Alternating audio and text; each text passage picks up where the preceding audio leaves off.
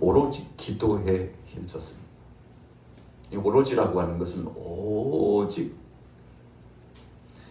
이 길밖에는 없어서 오직 기도로 힘썼다는 것입니다. 다른 길은 없었습니다.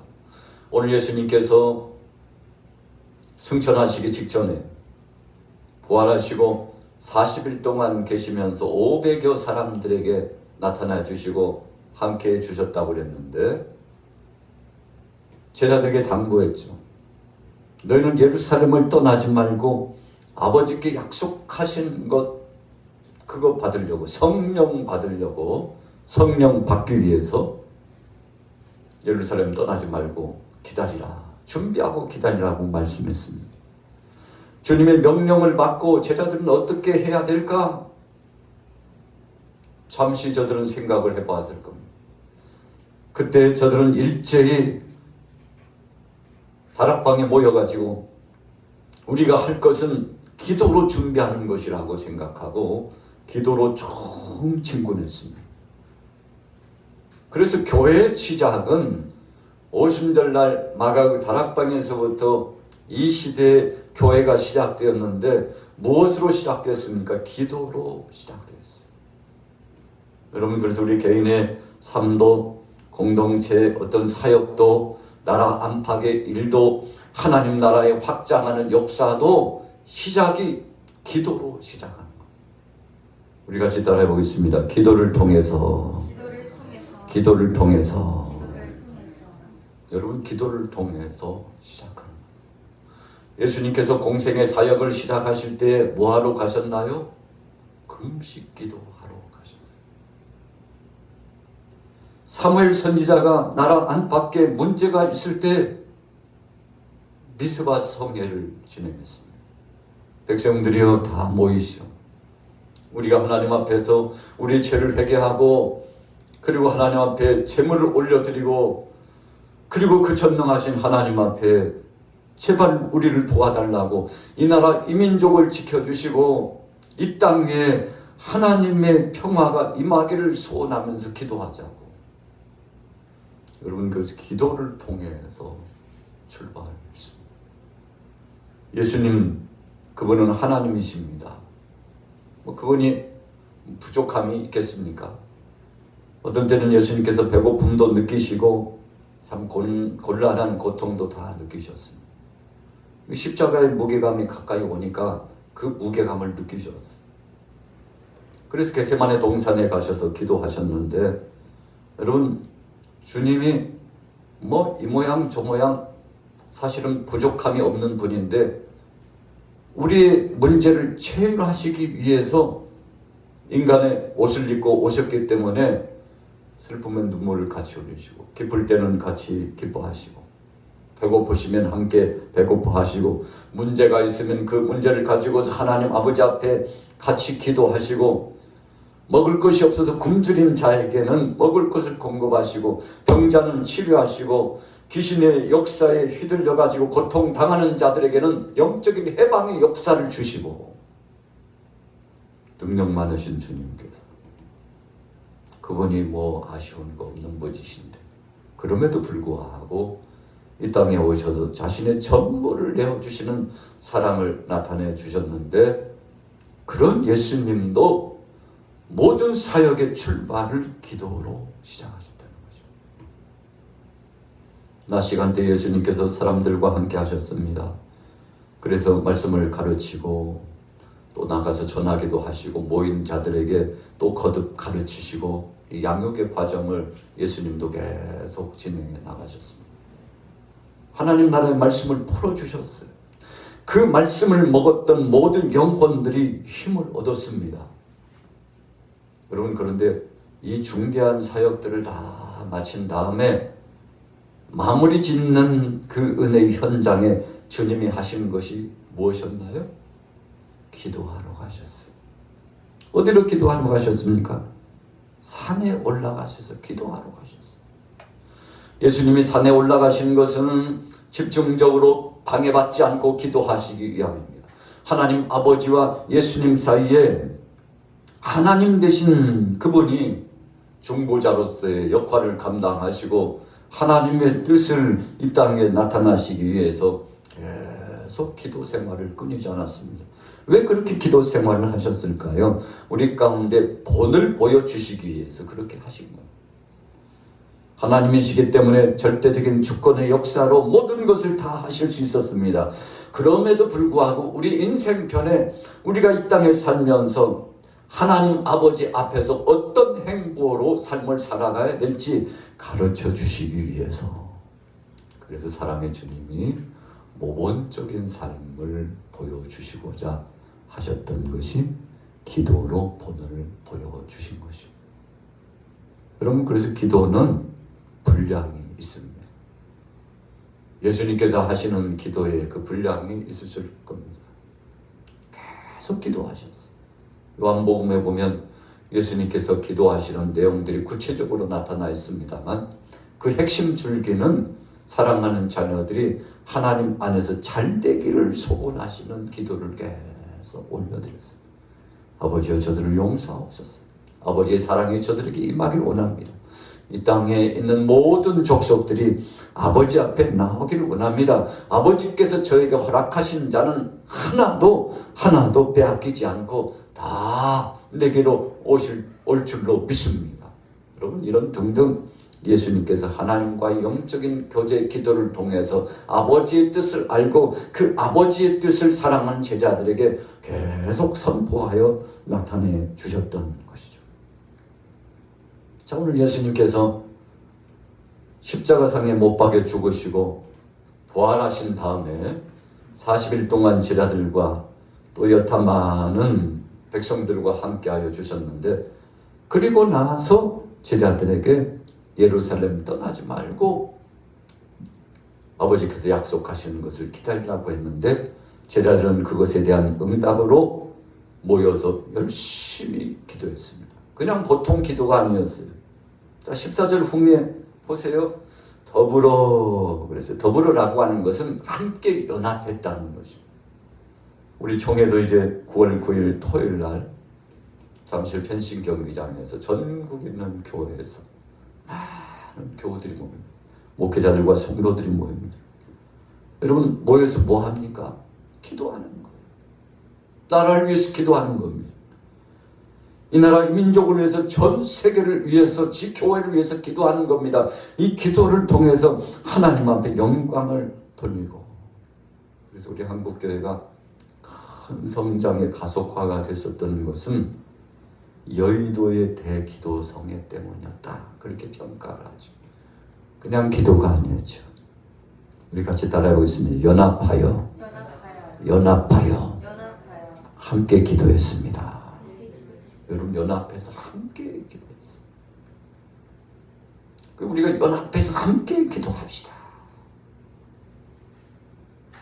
월드컵 경기장에서 많은 사람들이 모여서 또 최근에 연합기도성회를 가졌지 않습니까? 전도대회, 기도대회, 예배를 통해서 하나님 앞에 영광 돌렸죠. 여러분, 그러니까 기도로 모인다는 것은 정말 놀라운 변화와 은혜를 체험할 수 있는 정말 중요한 계기입니다. 오늘 사랑하는 제자들도 주님의 말씀에 순종하여 다락방에 모였는데 몇 명이 모였습니까? 120명이 모였어요. 적은 수가 아닙니다. 여러분, 120명이 들어갈 만한 다락방이면 어느 정도일까요? 우리 교회 예배당 정도, 전체 공간, 우리 교육관까지 전부 오픈해가지고 함께 들어와서 앉으면 120명, 한 150명, 많으면 200명까지 앉겠죠. 여러분, 이만한 공간이에요. 이 정도의 다락방에서 그 무수한 사람들이 함께 나와서 하나님 앞에 부르짖고 기도했는데, 무엇을 위해서 기도했습니까? 아버지께서 약속하신 그것을 우리에게 내려달라고 기도했는데, 그것이 어떤 것입니까? 성령 체험하게 해달라고. 아버지께서 약속하신 그 능력의 성령을 내려달라고, 교회를 시작할 수 있는 그 시작의 전초적인 역사인데 그냥 시작 못하니까 에너지를 달라고, 이 파워, 힘을 달라고, 능력을 달라고 여러분 어린아이 어른 할 것 없이 능력 받기 위해서 주님 앞에 기도하면 하나님이 책임져 주시는데, 그래서 기도하는 교회, 기도하는 가정, 기도하는 개인은 하나님이 책임져 주심을 믿으시기 바랍니다. 우리 같이 따라해 보겠습니다. 기도하면 하나님이 책임지십니다. 여러분 기도하면 하나님이 책임지십니다. 우리 양화교회도 새벽에 기도합니다. 낮에도 수시로 나와서 기도합니다. 사랑하는 교우들이 나와서 하나님 앞에 간절히 부르짖어 기도합니다. 이 기도가 하나님 보좌에 상달되고 하나님이 응답하시기 때문에 시대적으로 교회를 책임지시고 가정을 책임지시고 자녀들을 책임지시고 나 자신의 사역을 하나님이 책임져 주십니다. 오늘 오순절날 마가의 다락방에 모인 120명 성도가 뭐 하려고요? 오늘 제목입니다. 우리 같이 해볼게요. 기도의 분량을. 여러분 기도의 분량을 채우기 위해서 모인 거예요.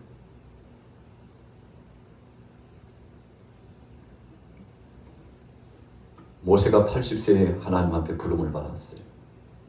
어디서 부름 받았나 봤더니 시내산에서 부름 받았어요. 호렙산이라고도 하죠. 같은 산이에요. 호렙산이라고도 하고 시내산이라고도 하고. 그 산에서 양을 치면서 진행해 나가는데 영광스러운 능력의 하나님의 그 빛을, 불을 봤죠. 떨기나무에 불이 붙었는데 나무가 타지 않는다. 얼마나 놀랐을까요? 너무 신기해서 가까이 갔는데 거기서 하나님의 음성을 듣습니다. 모세야, 더 이상 가까이 오지 말고 거기 서라. 멈춰라. 스탑. 모세 거기서. 왜 서라고 했습니까? 신발을 벗어야 돼. 지금 모세가 가까이 가고 있는 불이 이글거리면서 떨기나무에 붙어서 타는데 사실은 나무를 태우려고 탄 것이 아니고 하나님께서 바로 떨기나무가 있는 그 현장에 임재하신 겁니다. 하나님이 임재하시고 함께 하시는 것을 보니 나무가 타지 않고 타는 불이 있는데 이 불이 무엇인가 봤더니 나중에 안 것이지만 하나님의 능력의 불이요, 하나님의 임재의 불이요, 하나님이 역사하시는 불이요, 하나님이 모세에게 사명을 주시기 위한 능력의 불로 역사하신 것입니다. 오늘 그래서 여러분들과 저는 오순절날 마가 다락방에도 불의 혀같이 갈라지는 것들이 임하여 있더니 그랬어요. 모세도 떨기나무 불꽃 가운데서 역사하시는 하나님의 능력의 불을 만나고 그의 신발을 벗고 새 사람이 되고 능력자가 돼가지고 주님 주신 사명을 가지고 갔는데, 여러분 사명은 나이와는 상관없다는 것을 모세를 통해서 알게 되지 않습니까? 80세에 그를 부르셨어요. 젊었을 때 40세에 일해보자고 했지만 하나님께서 허락지 않으셨습니다. 여러분 우리가 하려고 하는 거하고 하나님이 허락해 주시고 이끌어가는 거하고는 엄청난 차이가 있습니다. 그래서 지혜로운 사람은 하나님의 은혜의 손길에 이끌려 가는 사람입니다. 하나님의 손에 탁 얹혀서 맡기고 가는 사람입니다. 내가 하려고 하면 트러블이 생겨요.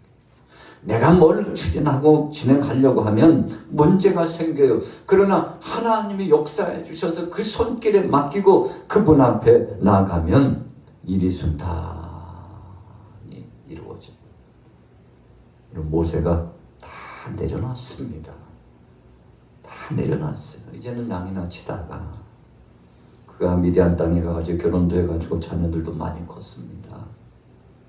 이제 한 남편으로서, 가장으로서, 아버지로서 자기 목만 다하면 된다고 생각하고 어찌 보면 초야에 묻혀가지고 그래 그냥 이렇게 인생 살고 마무리 짓는 거지 뭐 그렇게 생각했는데 하나님은 아니라니까.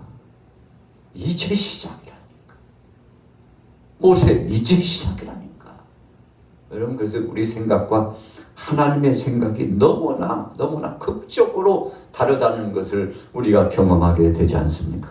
베드로가 예수님 앞에 부름받았습니다.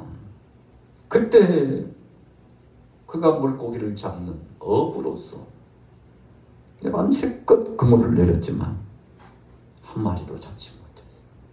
예수님께서 오셔가지고 깊은 데로 가서 그물을 내려라. 주님 말씀에 순종했죠. 밤새껏 한 마리도 잡지 못했는데 주님 말씀에 순종했습니다. 그랬더니 엄청난 고기가 잡혔는데 참 놀라운 은혜의 역사죠. 여러분, 그래서 베드로는 주님의 능력을 체험했어요. 고기 잡던 어부가 주님의 은혜의 말씀을 듣고 주님이 부르시자 즉시 순종했습니다. 그러나 그가 사역을 하다가 실패한 인생이 되고 다시금 고향에 돌아갔지만 한 마리의 고기도 잡지 못했습니다. 왜 잡지 못했습니까? 그냥 인생 잘 나가면 주님의 부름에 응할 수 없죠. 자기가 잘난 맛에 살지만 실패하는 쓴잔을 맛보니까 내 마음대로는 안 되는구나. 주님이 역사해 주셔야 되는 것이구나 하고 순종하고 그물을 내렸더니 그물이 찢어질 정도로 잡혔어요. 베드로가 뭐라고 고백했습니까? 주님, 나는 죄인입니다. 그랬어요. 나 같은 죄인에게 이와 같이 후덕한 은혜를 주신 주님 부끄럽습니다. 송구합니다. 이 죄인을 용서해 주옵소서. 나를 떠나서서 나는 죄인입니다. 당연한 것이죠.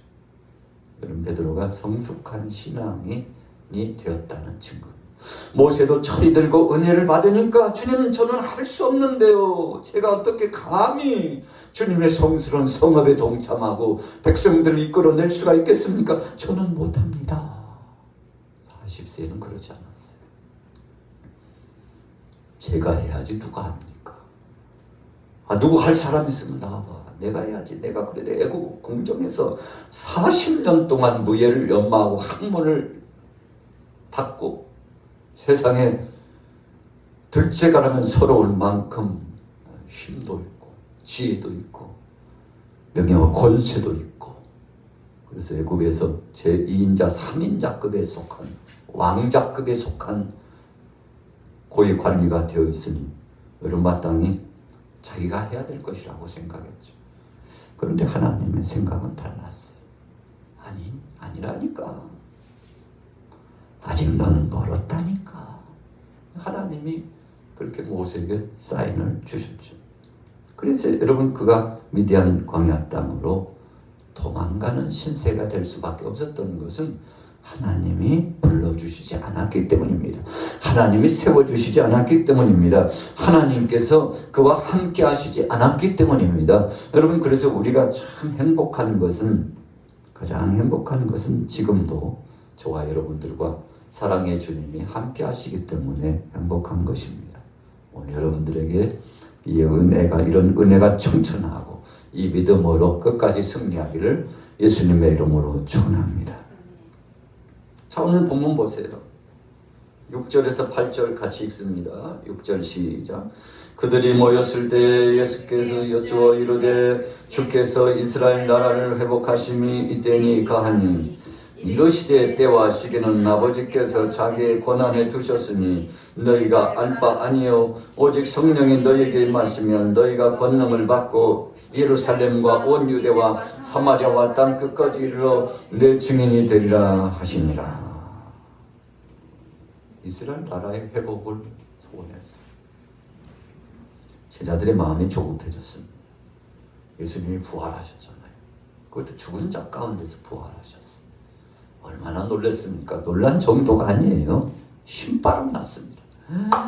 그럴 줄 알았어. 그러면 그렇지. 우리 주님이 그냥 죽으시고 모든 것을 끝장내버리고 우리를 그냥 고향으로 돌려보내실 그런 분이 아니시지. 여러분, 죽은 자 가운데서 살아나신 예수님을 보고 사람들이 적지 않게 놀랐습니다. 제자들은 정말 떨리는 가슴을 이제 부여잡고 기대감이 넘쳤습니다. 그래서 주님 앞에 묻죠. 주님. 이제 나라 회복하셔야죠. 예수님 앞장서셔서 역사하셔야죠. 이제 때가 되지 않았습니까? 그런데 예수님 뭐라고 말씀하셨습니까? 아니라니까. 너희가 말하는 그런 때가 아니야. 그때는 하나님이 하시는 것이고 아버지만 하시는 것이고 그분의 때가 되면 하실 거지만 지금은 제자들이 생각하는 그런 유치한 한 나라의 회복, 왕권을 가지고 진행하시는 예수님의 모습, 그런 거 아니라는 것입니다. 여러분, 그래서 제자들과 예수님과의 이 차이가 얼마나 멀었는지 몰라요. 우리가 주님의 마음, 아버지의 마음을 알지 못하면 이렇게 철없는 말을 계속하고 철없는 행동을 하는 것입니다. 그러나 주님의 뜻을 알면 주님 말씀에 순종하여 주 앞에 영광을 돌리게 되는 것이죠. 예수님 한 가지만 알려주셨어요. 야, 그런 거 지금 따져 모를 사이가 아니고 이제는 성령 받을 때야. 성령 받으면 너희가 원했던 그 나라보다도 더 경이로운 나라가 임하는데, 그 나라가 무엇입니까? 같이 따라해 보겠습니다. 하나님 나라. 하나님 나라. 복음을 통해서 하나님 나라가 교회 가운데 임하고, 교회를 통해서 세상에 온 천하에 하나님 나라가 확장된다는 영광스러운 나라의 임함을 예수님께서 지도하셨는데, 여러분, 이 경이롭고 복되는 것을 제자들은 알지 못했어요. 세상 나라만 생각하고 정치 권력과 힘과 물질만 탐하고 생각하고 세상의 무형이나 권세만 생각했는데, 하나님 나라는 그것과는 비교할 수 없는 엄청난 은혜라는 것을 알았죠. 그래서 오늘 저와 여러분들 이 마음속에도 이미 하나님 나라가 임한 것을 믿으시기 바랍니다. 여러분, 어떤 이단자들처럼 우리 마음속에 하나님 나라 임한다고 그랬으니까 천국 그따위는 없다니까. 성경을 그렇게 해석하는 사람들 굉장히 많습니다. 대부분 이단 종파들이 그렇게 해석해요. 마음에 있다고 그랬잖아. 마음에. 별도의 그 하늘과 그 땅이 있는 것이 아니라니까. 여러분, 그러나 예수님께서 주신 그 말씀은 먼저 우리 마음속에 성령으로 하나님 나라가 임한다는 것을 말씀한 것이죠. 그래서 성령 안에서 하나님 나라가 우리 심령에 임하면 나가서 복음을 증거하는데, 이 복음을 받은 사람들이 또 하나님 나라가 이 속에, 이 마음속에, 이 심령 속에 예수 안에서 예수 그리스도 중심으로 임하는데 얼마나 기쁜지. 여러분, 그래서 은혜 받은 사람은요, 뛸 듯이 날 듯이 기쁘죠. 그 세계 그 은혜는 체험하지 못한 사람은 말 못해요. 여러분, 그래서 신앙은 체험하지 않으면 늘 어린아이와 같은 신앙에 머무는 것. 오늘 예수님은 제자들에게 그 은혜를 체험하기를 원했어요. 마음속에 하나님 나라가 임하기를 원했어요. 내가 체험해 와야 체험한 바를 증거하지, 체험하지 못했기 때문에 말할 수 없고 증거하지 못하고 그 신비한 은혜 세계가 없기 때문에 세상을 보고 바람을 보고 여러분 얼마나 두려워하는지. 여러분, 그러나 믿음의 사람은 죽음 두려워하지 않습니다. 세상의 정세나 권세도 두려워하지 않습니다. 그래서 순교당하신 우리 믿음의 선전들이, 우리 목사님들, 장로님들, 권사님들, 집사님들, 믿음의 선진들이 얼마나 고통을 당하면서 죽으신 분이 많습니까?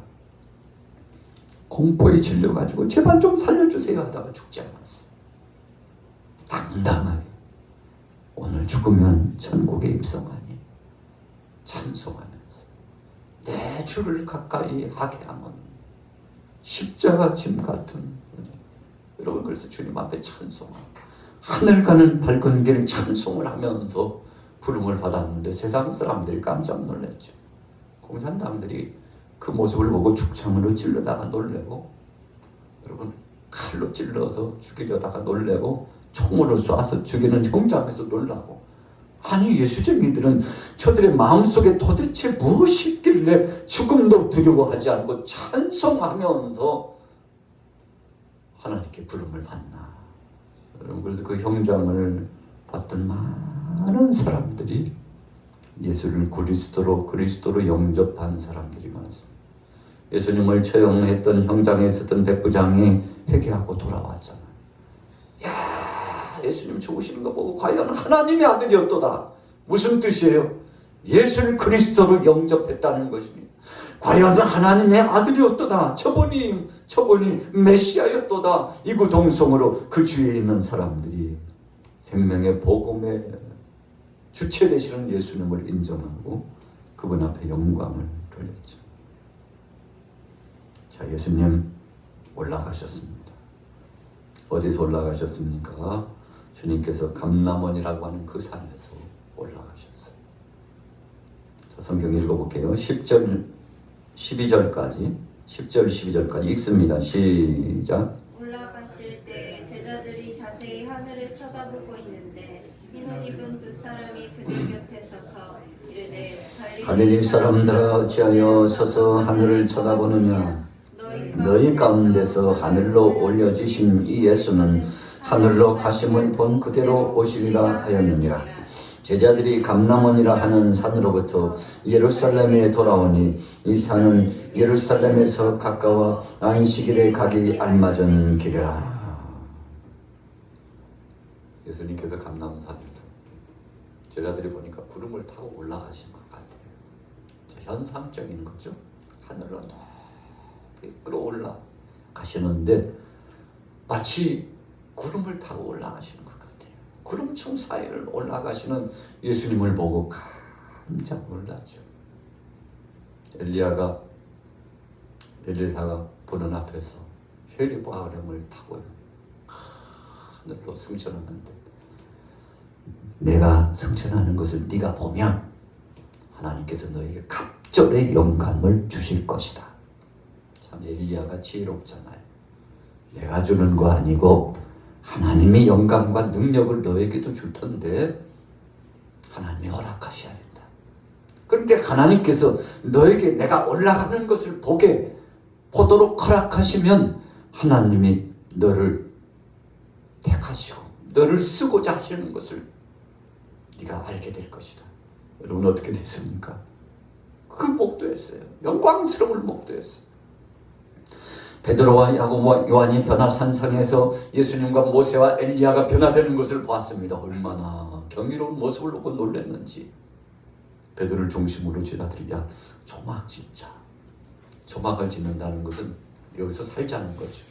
하나님 예수님을 위해서, 하나님 모세, 하나님 엘리야를 위해서 집을 지어주고 여기 우리 같이 기거하면서 살자고, 떠나가지 마옵시고 여기 함께 하소서.